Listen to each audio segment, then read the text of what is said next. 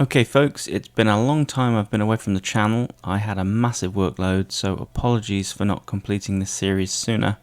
But we're finally back to finish off looking at the Dottori Kun arcade board, how it works, and in the process understanding a bit about the Z80 microprocessor, and also it's a chance to look at some very simple Verilog code for use on the MiSTer.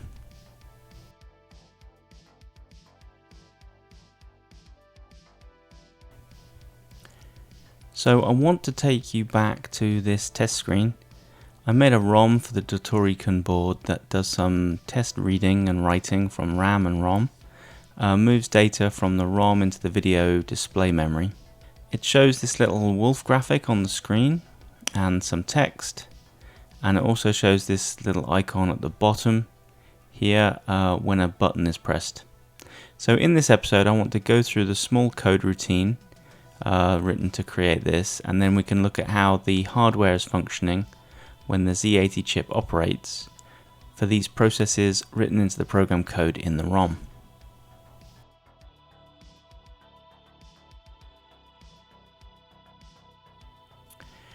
Here is a reminder of the Z80 pinout. We've got the 16 address pins here to access the 64K of memory address space. Down here we have the 8-bit data bus to transfer a single byte of data with read and write instructions. And then on this side we have the communication pins, which we'll be looking at, that tell the circuitry whether we are reading from the ROM, writing to the RAM or I/O pins, etc. And then in the middle down here we have our interrupt pins. And we'll be looking at the maskable interrupt in this video to see how I've written in how that interacts with some game controls. So in order to get an understanding of the board during my test routine, I needed to place logic probes onto the pins that we just saw on the Z80 microprocessor. You can see in this picture we've got a clip on the Z80 microprocessor. And that makes placing these logic probes much easier than placing them onto actual individual pins of ICs. That can be a bit tricky. So in addition to probing the Z80 pins, we're also probing some other pins of the ROM and some of the other circuitry here. And we're using that to see which goes low and high when we're doing our read and write cycles. Here is the output of the logic traces. I could step through these traces explaining whether each is low or high and seeing what's happening there. You can see on the left hand side there I've labeled all the pins. But what I thought would be more interesting is to look at the schematics of the Dottori Kun board and then kind of talk through how the traces, instead of looking at the traces on here, look at the logic on the actual schematic instead. I think that will be a better way to break down how the hardware is interacting for each process on the board, rather than just looking at these traces here. You may remember from a previous video I talked about the functions that an arcade board needs, in fact any microprocessor circuit needs, to be able to function. And just on here again, just for our memory, is the parts of a circuit that this Z80 CPU requires. So we've got firstly the timing circuitry. So that's going to be some kind of clock, and that's clocking the CPU. But it's also going to clock other things like we saw in a previous video, how it clocks the display circuitry. So that's linked. And the display circuitry is inextricably linked to the CPU timing as well. So we've pretty much seen this one already. The next thing is address decoding. We've seen a bit before, but we'll step through it again. So where is the ROM, where is the RAM, and how does it find that? And then we've got the individual processes here. So when it reads from the ROM, what's it doing? We're going to need to write to RAM and VRAM to put something on the screen. we're going to need to read from that RAM if, let's say, we've got game variables and we want to write game variables or read them back. And then we've got important processes to do with imports and outports, which is on the Z80 is a specific entity. And in this particular instance, reading from the import is game controls, so up, down, left, right, fire, that kind of thing. And writing to the output actually sets the color on the Dottori Kun game.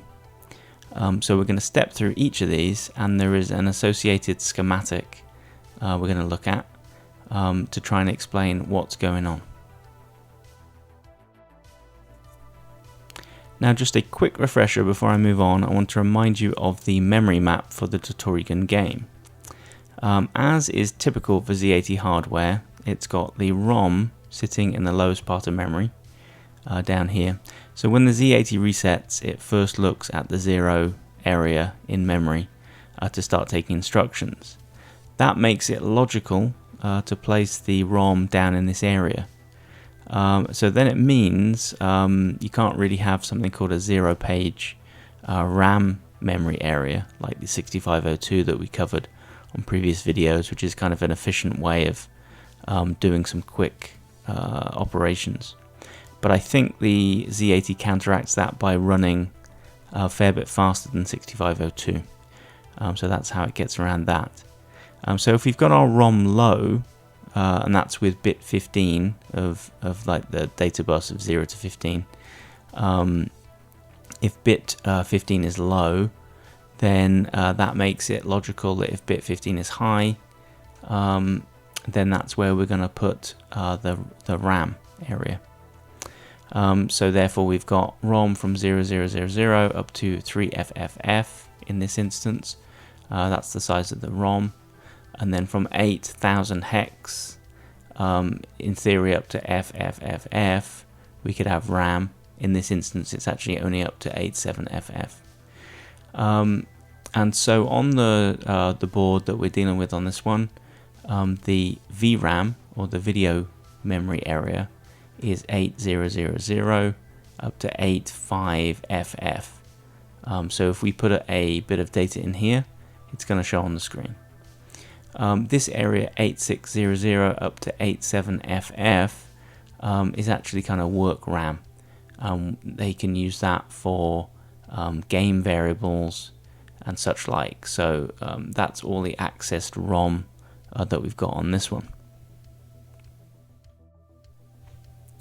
So back to the test screen. So what we do, the first thing is we basically want to move, this was in the ROM, and we move all of this data from the ROM into VRAM, and that's what is showing, effectively showing this pattern on the screen. So let's have a look at the code now to see what's going on there. So I'd like to step through some of the code now. I've broken it out into functional areas, as you can see, with spaces in between to try and break it up for some clarity. So on this first bit here, these are all what they call opcodes. So over here, the F331, this is what the chip is reading, and it knows what to do when it sees some of these. These are instructions in pure machine code. Now, obviously that's not very intuitive for humans to follow, so we create something called assembly language, which makes it a bit more easy to understand. And it's very, very broken down into specific small chunks of moving data around. So it's not necessarily easy to understand, but you do get there if you look at it enough. And so let's just step through what this is doing. So the first thing here is this is to tell the assembler when you're compiling this code where you want to put this block of data. So we said before the ROM, the program is going to start at 0000. So this first thing says put this code that I'm going to write, put this all down in that area. So that's the first one.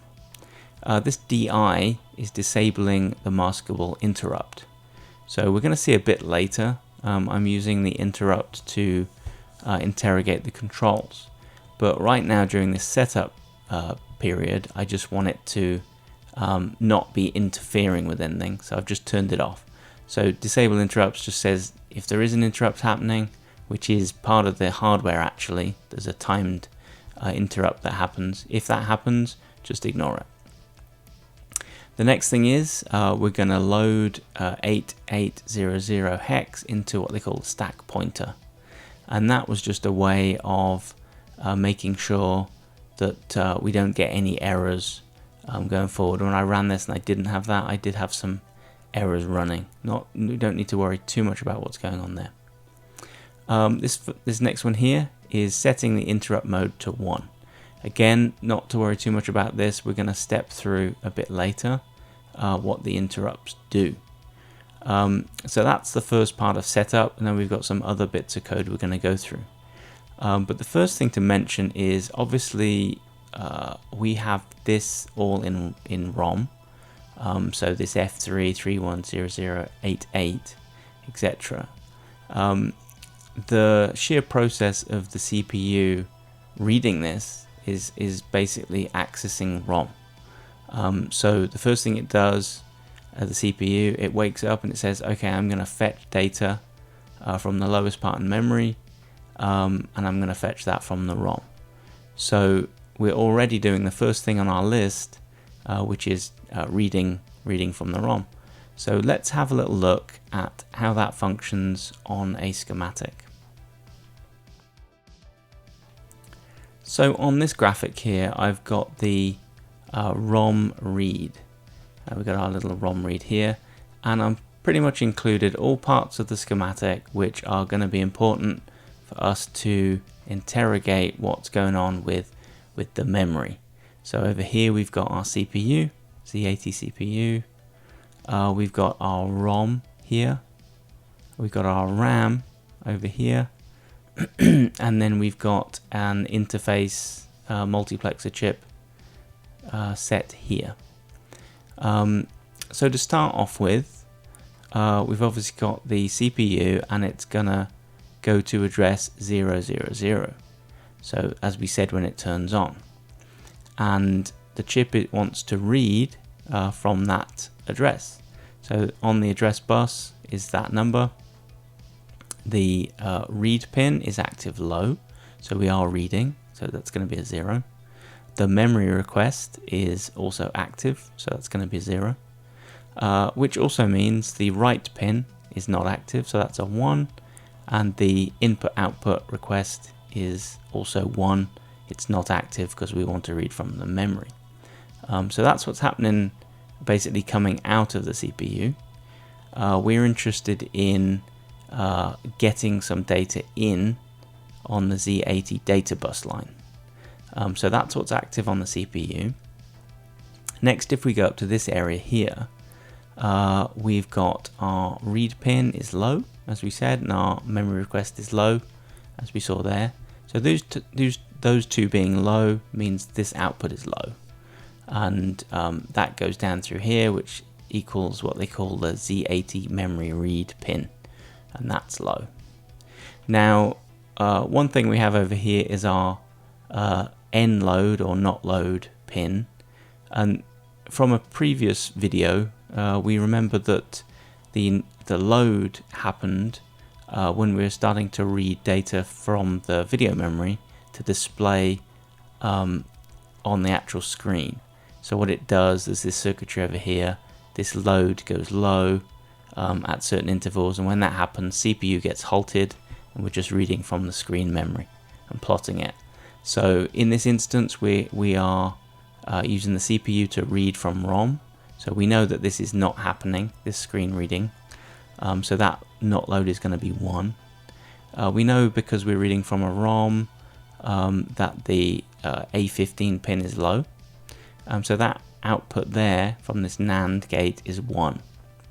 And that's important because what that means is on this particular chip, which is a 74245, this is kind of like a directional chip, which basically lets data go one way or the other, or it can be completely isolated. And so that's all dependent on whether this is high or low, this G. If G is low, then the chip is working, and we're going to have a direction of the data bus based on whatever A to B is, this pin A to B.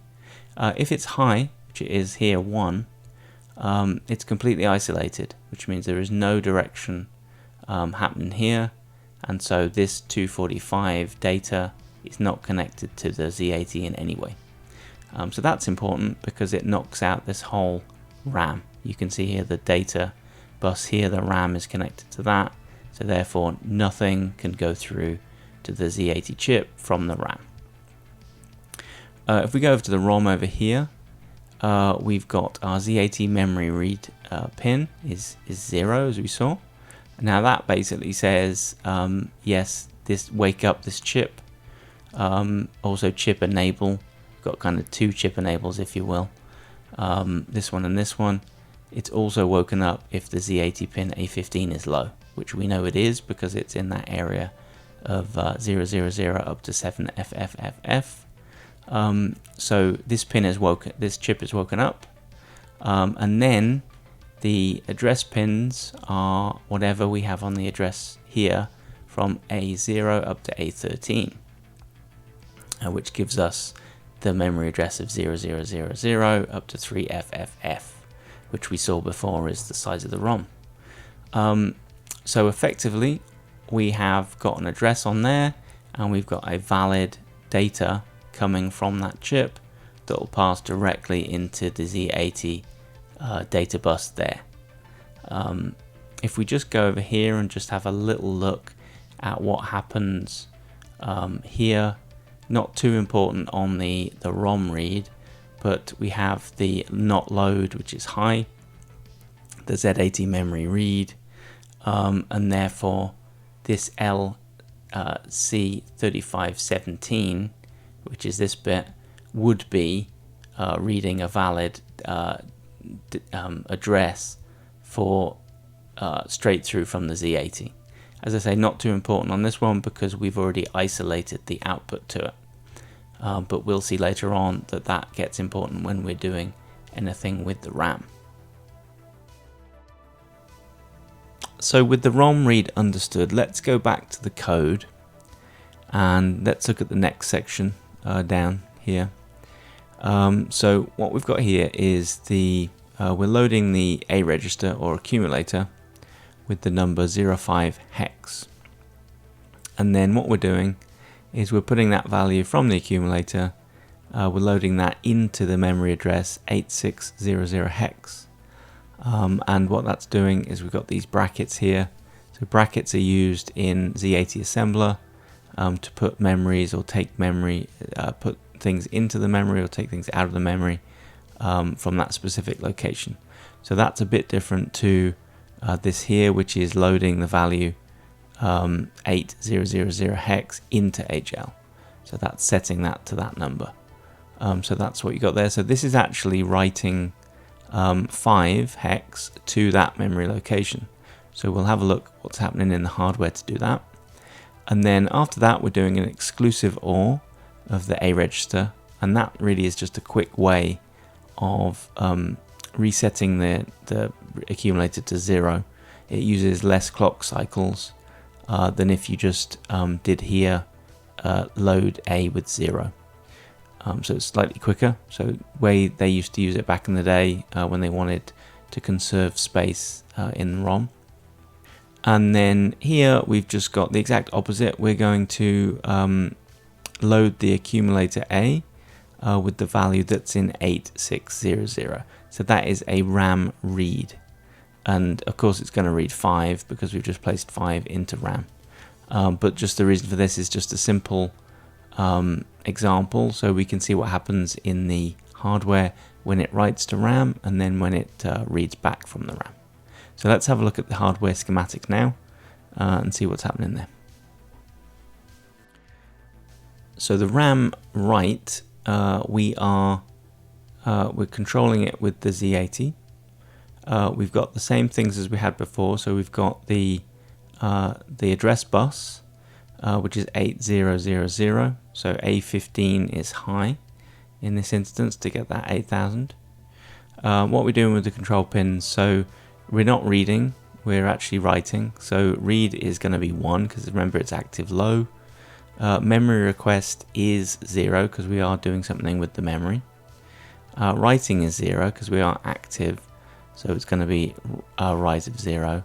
And the IO RQ is 1 because we're not doing anything with the IO pins.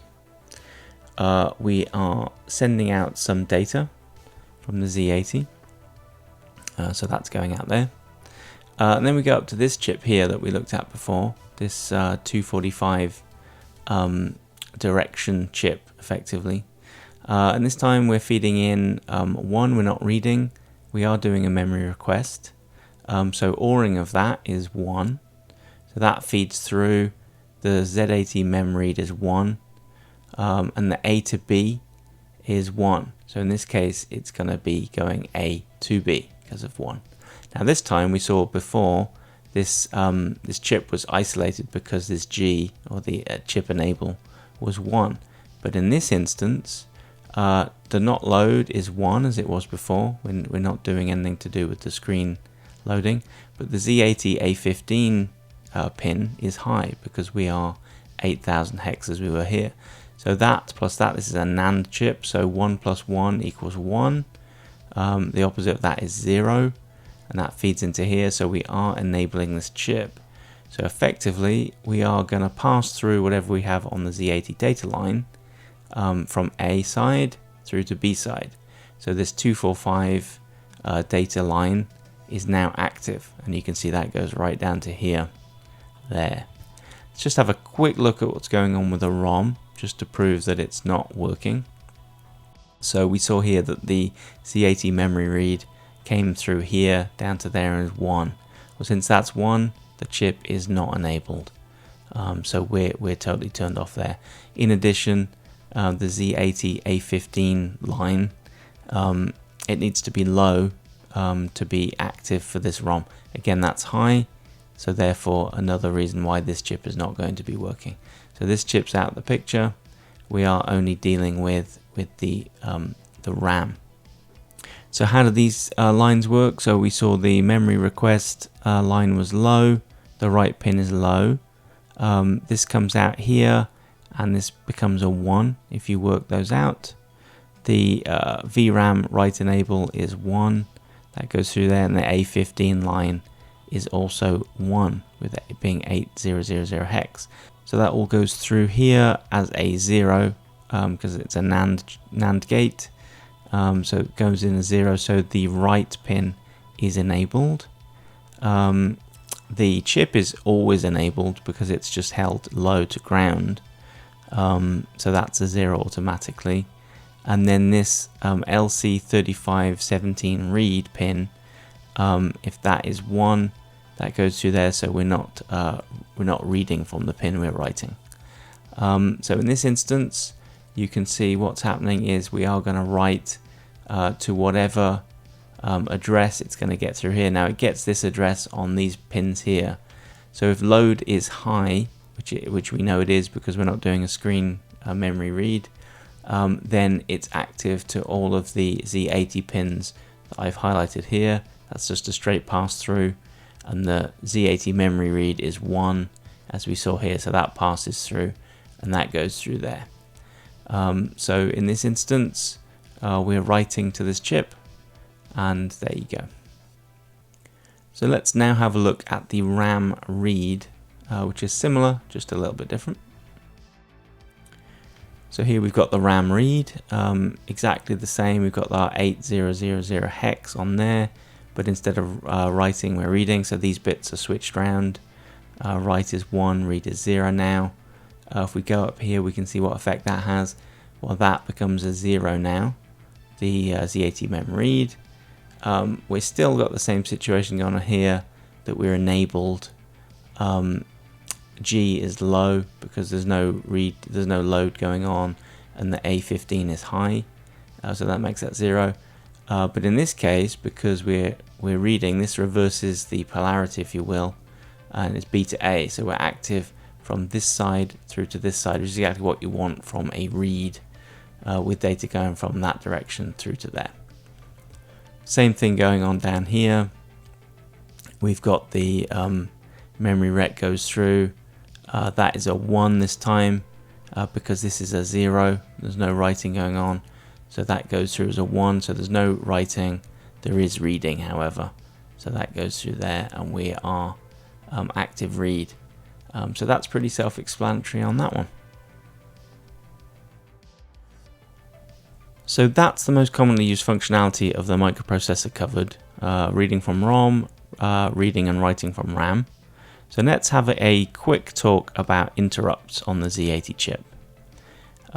So interrupts on the Z80, an interrupt is a way that the external machinery can get the attention of the microprocessor, and we can run some specific code depending on what we're looking to do.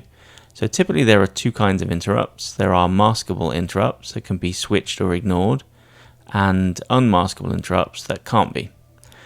So this graphic on the screen is something I've taken from this book. It's the Z80 Microprocessor Architecture Interfacing Programming Design by Ramesh Gyonkar. It's a very good book. Would recommend either getting it electronically, or I've actually got a hard copy. And it teaches you everything you'd need to know about the Z80. So we can see the chip here with the pertinent pins on the right. The interrupt request, the int there, active low, is pin 16. That's the maskable interrupt, and then the non-maskable interrupt is called an NMI, and that's active low as well, and that's pin 17.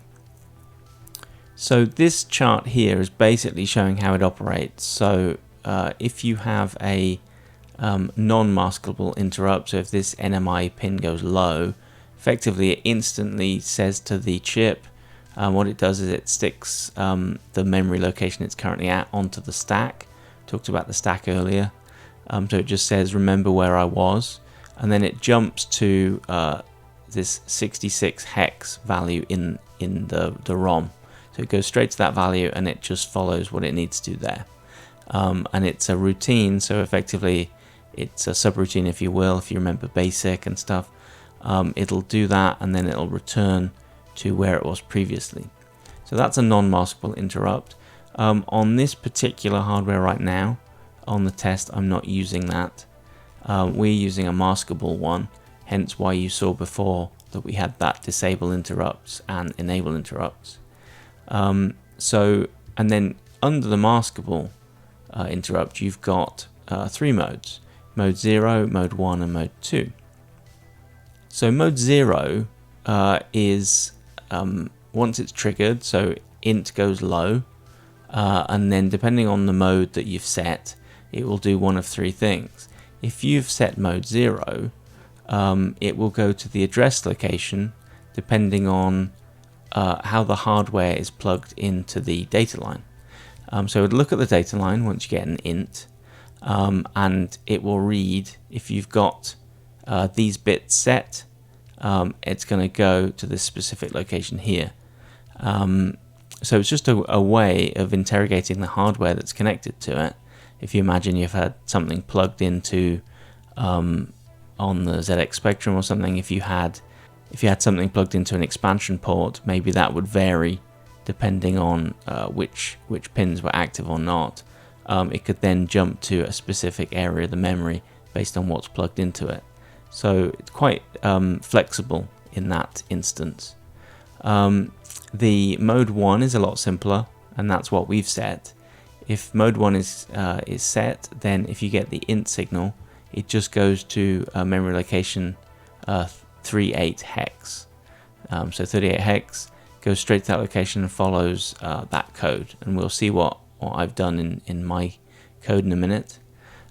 Mode 2, it effectively you can jump to anywhere in the memory map based on what code it gets.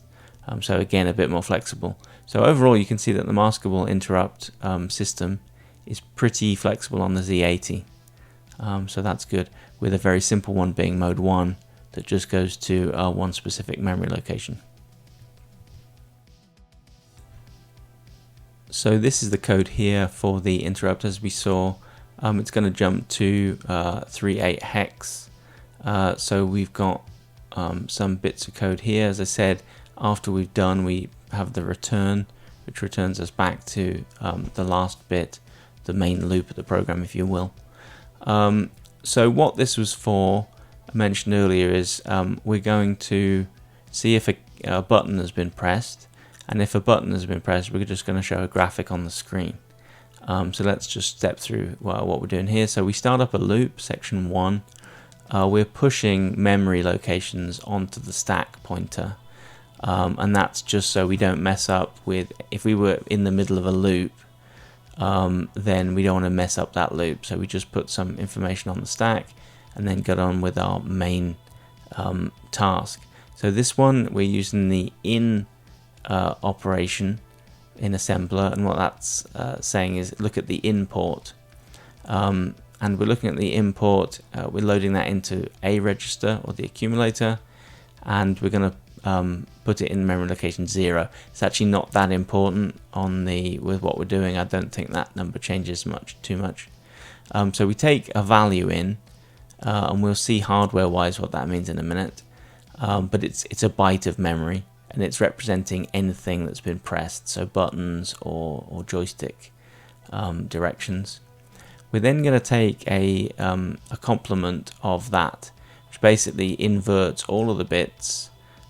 If all the bits were 1, it would make them all 0. If they're all 0, it would make them all 1. The reason for that is just it's a reversal in terms of the hardware of how we're going to be reading it in the software. So let's reverse all the bits. Then we're going to OR A, which basically says, are any of these 1? And if they are, that means something has been pressed. Because in this instance, in the software, if all is 0, nothing's been pressed. And so if you do the OR for that, has anything been pressed? You compare the result with 0, and if that's not equal, that i.e. if something in A was 1, we jump to section 2. So we jump down here. So let's say something was pressed, and we get a 1, jump down to here. Now what we're doing is we're loading this is what they call an LDIR routine, which effectively is a preset little routine in the Z80, which is moving memory around. And so you don't have to, it moves a block of memory. So what you can do is you set the start location, you set the end location. So this is where we're taking data from, this is where we're putting data to, and then this is the size of the data we want to move. So we've got these 3 register pairs. In the Z80 we can pair up registers to make them 16-bit, if you will. And so we're saying move 80 bytes of data from 1700 hex to 8530 hex. Now what this is screen memory, so that's the bottom of the screen, and this was an area where we're storing a little picture or a little icon in the ROM. So what it's saying is if we've pressed a button, jump down here and shift some information from that ROM into the screen memory, and this LDIR is the actual loop that says do this whole 80 bytes. So we'll just keep doing that until it's moved those 80 bytes, and then it moves on. So in this instance, it'll go down there, finish, and pop is the opposite of push. And so it retrieves from the stack the variables we had, and then it enables interrupts just to make sure that this can happen again if a button is pressed. And then we return back to where we were in the code. Now if we go through this again and we didn't press a button, so we do the in, it says let's have a look at the controls, let's invert them all again, ORing that register, were any numbers in that 8 bits 1. In this case, no, they weren't. We don't jump, we just go down to here. So in this instance, we do the same LDIR, but we set the source of the code was 1530. This is just an area of blank space. It's the same area of the screen, and it's the same amount of bytes. So in this case, I'm saying put just a blank space into the screen memory, and now let's jump down to here to do the LDIR. And so what that does is that sets that up, and then it does the whole shifting of the 80 bytes from that memory location into the screen memory, and then again we retrieve all the B, C, D, E, and HL and go back out. So that's the interrupt routine, that if we press a button it shows something on the screen, and if we don't press a button it shows nothing on the screen. Now that interrupt is called at a regular interval based on the hardware. So the hardware, every now and then it'll say do the interrupt routine, and it's enough that it's checking the buttons pretty often. So this is the schematic for the I/O input read hardware. And so let's see what we're doing. So we've got our Z80 is saying we got our int goes low, and then we've seen we have our in command in the software. We're not really interested in the address bus at this point, because the in port is like a separate port, if you will, for the Z80. In terms of the control pins, read is low because we are reading from the input output. It's not a memory request in this instance, so that's 1. It's not a write, so that's 1, but it is an I/O request. So the read and the I/O both are low. And so let's go up here and have a look at what this chip is doing in terms of the this data bus. Load is high, and it doesn't really matter what A15 is doing, because if load is high, we're going to get 1 out of this no matter what. So we're isolated on this chip, and therefore nothing passes through here. So this takes the RAM out of it. So the Z80 memory read, that is high because of these things going through there. In this instance, that therefore means that the ROM is also taken out of it. So you can see all of the memory is totally out of the game. Now if we go over to the control area, there is this chip, the LS244, and this is a kind of pass-through depending on these control pins. So read was low and the IRQ was low, which all means that that output comes out as low from this chip, and those being low basically turns this chip on. So therefore these are the controls, and we've got A and Y. So A is the control in, and then Y is the connection to the Z80 chip, the data bus. So you can see there is a direct connection between the data bus and the controls. So that's exactly what we want. We're basically reading the controls for direction and other buttons. So that's how that works. So if we just park the I/O just for a little bit, we're going to look in a minute at how the I/O does output, but we'll just finish off the rest of this code. We saw before that this was just a simple read-write to RAM.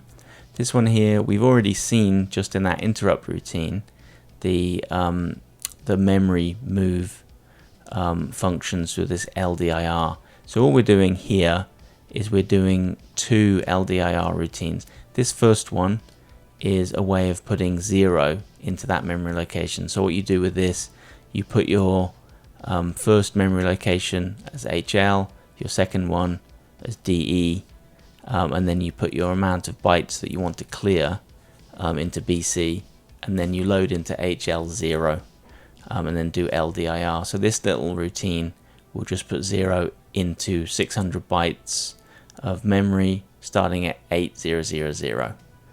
So that just clears the screen. We've then got a thing that we'll see in a minute, which is setting the color. This is an out statement, so similar to the in statement we saw, but it's going to put to the out port of the Z80. So in this instance, what we're doing, we're putting B8 into the accumulator, and then we're putting the accumulator value into the out port. So it basically puts B8 out of the Z80 chip. We'll see what that does, but that is effectively changing the color on the Dottori Kun board, and that you can set a background color and a foreground color, and we'll see exactly why it does that in a minute. But before we do that, it completes that, and then we do this screen copy routine again, taking from 1000 ROM area to 8000, which is the VRAM, and again 600 bytes, which is the VRAM, the whole of the screen display. So what this is our test pattern, and it resides in 1000 in the ROM, and it moves that into the screen memory. So it does that with the LDIR, as we've seen. It enables interrupts, and then we're effectively just jumping into an endless loop that's doing nothing. So it's just looping until we get that interrupt we saw earlier, which jumps us to 38 hex to measure if anyone's pressing a button or moving the joystick. So this is the I/O output that we saw the code doing. So what's happening here, we've got our Z80 again. Again, we're not particularly worried about the address bus for the out or in port stuff. We do have the control pins. We're not reading this time, we're not doing a memory request, but we are writing, and the I/O request is also active. So both those two are active, so they're both 0. Obviously what's on the Z80 data bus, we saw that was B8. I was on the data bus, so that's going to get passed through. So now we go up to the display area that is connected, and we're connected to the Z80 data bus here, as we've seen. Now we've put B8 on there. B8 translates to, if you take off the top two bits, bit 6 downwards is 111000. So if you reverse that, D5 to 0, we've got 111000. And so that goes into this chip input. Now this is a hex D flip-flop. So effectively what this is going to do is it's going to, on a clock cycle, take in whatever value is coming in on the Ds and hold it as a kind of memory or register in the queues. And it's going to stay like that until we get another clock. And so what's the input to this clock? The input is the write and the IRQ. We know those are both low. So if you imagine this goes low, and this triggers on the low to high transition. So this will be low, and then it'll move high after we have completed this. And when this is complete, this output will be pushed in. So you can see how this connects to the display routine, or the display chip is 101010. So effectively what this means is, if you remember from a previous video, this is our H sync. So this is our horizontal lines, and this is our vertical lines, and so it's kind of gating it. And this is taking in data from the screen memory and plotting it as pixels. So we're getting ones and zeros on and off based on if we want to show anything on the screen. And so let's say we're getting a 1 to show something on the screen. It's going to choose which one to show, either this one or this one, A or B, depending on if this is low or high. So it's saying effectively, am I going to show a background color or a foreground color based on what's coming out of this chip? And we've got our background and foreground colors based on these ones here. So we've got red, green, blue. 111 would mean red is on, green is on, blue is on, which means we know that's white. And then if it's off, there's no pixel to show, it's 000, which is black. So we've got black and white in this instance. Foreground, background, or on and off is black and white. So we could change that with a different number going in here. If we wanted just red, that would be 00, and that would be 1. And then we could have black, red and black would just be showing that being when we get a pixel on the screen or not, it would show red or not. We could have blue if that one was on and green and red weren't on. so we could have a different input there. So that's how we do the color, set what color this hardware is going to show based on doing an outright writing from the out port on the Z80 into this register here, this 74 HD flip-flop. So just before we move away from the hardware discussion, I'd just like to remind you of how the rendering circuit works.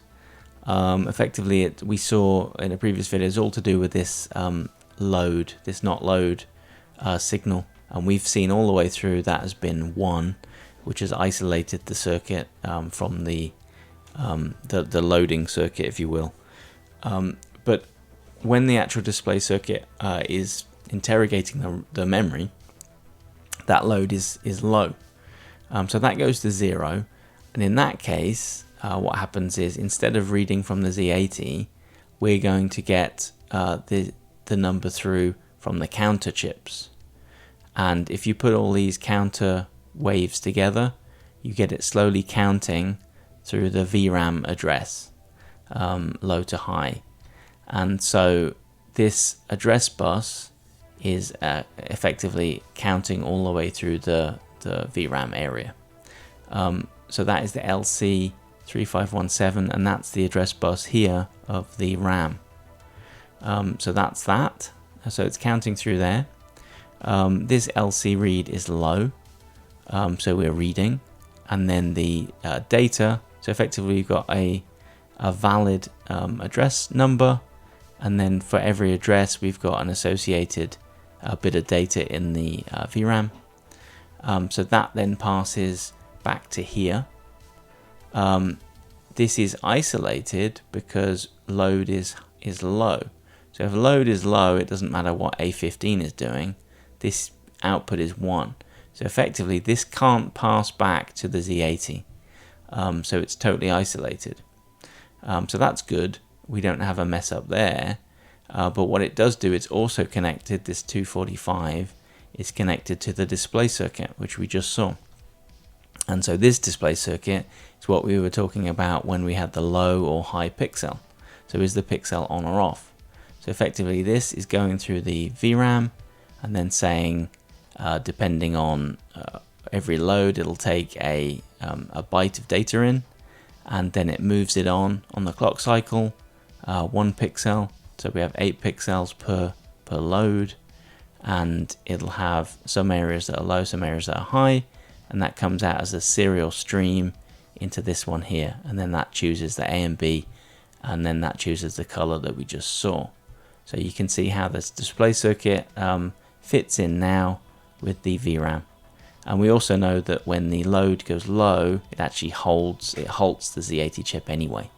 But it is isolated from the data bus, as we've seen with this chip here.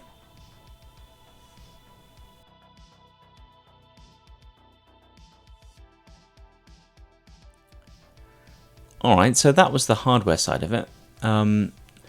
But the whole point of this is not only to understand hardware, it's also to see how the MiSTer core has been written. And the good thing about this core is, as I think I said in a previous episode, it's pretty much the simplest core you're ever gonna read if you want to have a look at it in terms of how it's structured. The Verilog code is exactly like the schematic. So it's a really good opportunity to go through what I've just been showing you and have a look at how the chips are all connected up together, the control signals, and then see how they've written that into the Verilog code. So as usual, if you want to check this out, go to the MiSTer development GitHub, do a search for Arcade Dottori Kun, and then you'll come up with this. Now the RTL has the code in it, and we can choose which particular one we want to look at. The main one is Dottori.v, so we go into there. So we've seen before, you set up a module, and then you have input-output connections based on that module. So that's obviously connecting it to the rest of the MiSTer device. We've got our clock, that comes in. We've got outputs in terms of the red, green, blue. Then we've got our syncs and V blanks, and some buttons. And we've then got the downloading of the ROM from the MRA file. So that's what these inputs are. This section here, we're setting up some arrays in terms of the size of the data buses and the address buses. As you can imagine, 16-bit, 8-bit. And then we've got some additional wire setups here, and some additional ones here. This first declaration is for the ROM. Now, if you remember, because we're downloading the ROM from an MRA file, we create a dual port RAM, which already exists as like a standard module, and the A side of it is the normal reading as if it was a ROM file, and the B side of it is how it where it downloads the data into. So once the data has been downloaded at the beginning of setup, it'll never use that again. We'll just be using that one A side as if it was a ROM. Now, on the other hand, we've got a single port RAM file, and we use that just as the RAM, since we're not going to have it from two directions. It's just going to be data in and data out. Next up, we've got the control signals for the RAM read, the ROM read, and the inputs. So as we saw, there's basically 3 bits that we're interested in: RAM, ROM, and controls. And so these are just setting up, as we saw, exactly as the schematic have, whether when the RAM is being read and when the ROM is being read, and inputs. So probably best to take a look at the schematics yourself and just confirm that you're happy, that you understand how that is being set up. It should be exactly the same as you're seeing on the schematic. So once you've set that control signal, then you can have a kind of interrogation truth statement to say which one is going to be used. So the data into the Z80 is dependent on, is the RAM read signal high? If it is, use the data output from the RAM. Is the ROM signal high? If it is, use the ROM data output. And if the inputs read signal is high, then check the buttons. We've got a buttons input that's come through from the top of the MiSTer module, so that's what you can use as the inputs. And if none of those happen, then you've got a area that is just the Z's, 8 bits of Z's, which effectively hopefully shouldn't ever be used, but it's just used as a kind of default. So that's that one there. And then we're going down here, we're doing more setup. Are we, for the RAM write, are we writing to VRAM or not? And again down here we've got more of the control signals which we were using up here. That's just a declaration of those based on the hardware. Remember before we had in the hardware we had our colors set. So this is how they're doing that in Verilog. They've got something called what they call a PAL latch, and they've got the PAL latch based on, initially it's 0 when it's reset, and then it's based on your data output from your Z80 if you've got if you're writing to that output, the I/O. So we saw that was exactly what was happening in the schematic. And then it's setting a color of a pixel based on that PAL latch. So it's saying, is there a pixel on or off? If the pixel is on, which is that pixel question mark, then PAL latch 2 down to 0 is on. Otherwise, it's PAL latch 5 down to 3. So that's kind of your foreground, background colors there. And then the pixel serializer, which is your 166, is exactly that. It's on every clock cycle of 4M. If not load is low, so it makes it high here because we do the opposite. Take in 8 bits of RAM data, and then every single clock cycle move it on by 1 bit until you've done all 8 bits, and each output of that is your pixel. And then obviously that goes back up to here and shows you red, green and blue based on your pixel. So that's effectively your 166 chip in a nutshell there. So that's useful to see that. This is just the control of can we write to VRAM or not. That's based on the timing that we'd seen in a previous episode, and then that feeds down into this not load signal here. And then we get into the counters, which we're setting up all of the effective screen timing that we saw in the first couple of episodes. And it's how we've done it, and how a lot of arcade boards do it with the 161 or 163 chips, timing chips or counter chips.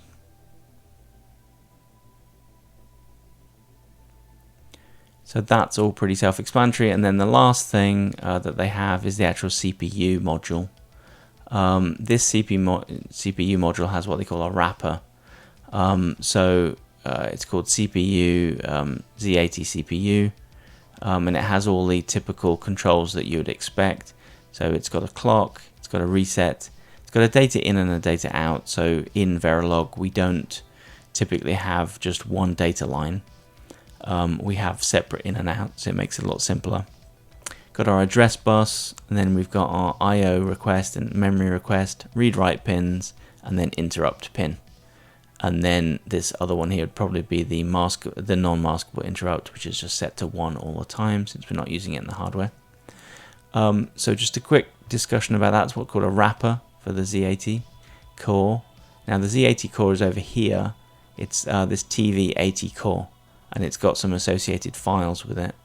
But sometimes you want to make it look a little bit more like the actual hardware.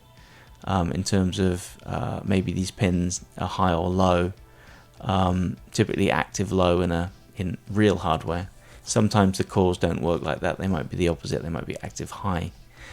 So we've got this code here that is this CPU Z80, and it's just giving you some pins of what you'd expect in terms of input output. And then you can see here the TV80 core is instantiated here, and it's a little bit different. You can get a bit more information out of it in terms of T states, which is the amount, some like smaller cycles that goes on in the chip, and you can get some other data out of it as well. So maybe we're not using all that functionality in this, so we create this wrapper that then goes into the core, and that's something that happens relatively often when you're creating CPUs and you're using common libraries for cores that already exist. So that was it in this one. I just wanted to quickly close out the remaining stuff about the Dottori Kun hardware. Hopefully you agree that it's an incredibly useful little board to have a look at in terms of understanding the Z80 chip, how it functions. Everything you've seen here is just common to all arcade boards that are going to have Z80 on it.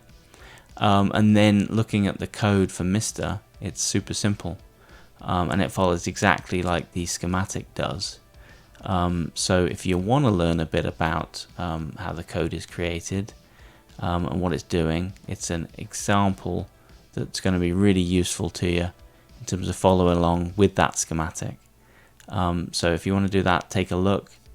But that's it from me on this one, and I'm going to be back with doing some other stuff in the future. I'm trying to get another core up and running on the MiSTer.